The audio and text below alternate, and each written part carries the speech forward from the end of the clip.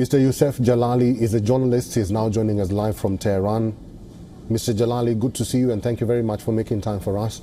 You have an ear on what the government in Tehran says. What could have made them come up with conditions, even going further, and hinging the talks on security guarantees?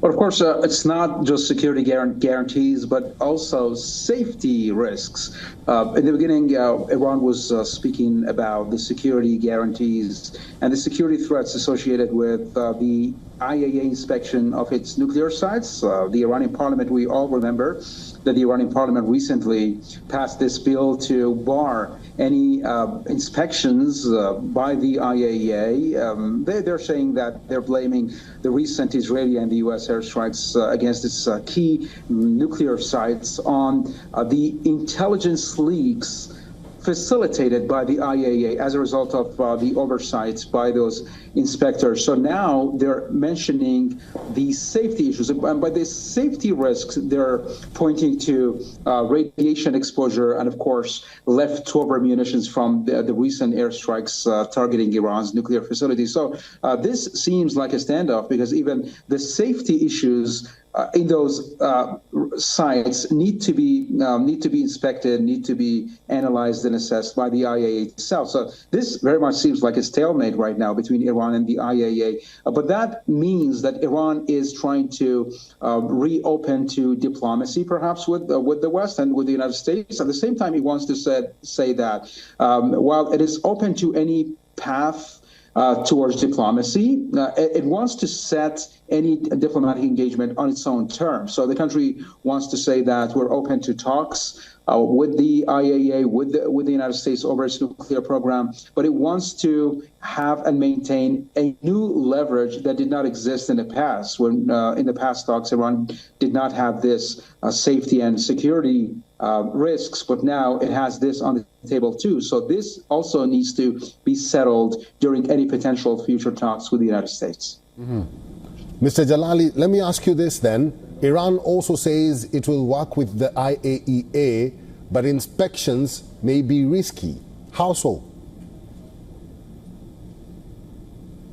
Well, of course, as I mentioned, any inspections on the IAEA, on the part of the IAEA, needs them to be present on those three major nuclear sites. Iran already said that those sites have been seriously damaged. So by seriously, it did not elaborate on how serious that damage was. But of course, Iran is citing safety risks associated with any presence on the part of the IAEA inspectors on its nuclear sites. And by safety, it is actually referring to the radiation exposure and, of course, the leftover munitions from the past strikes by the United States and by the Israelis targeting its key nuclear sites. So Iran is trying to say that it is actually open, it is willing to re-engage with the West. It wants to avert and avoid any further sanctions, perhaps any harsh moves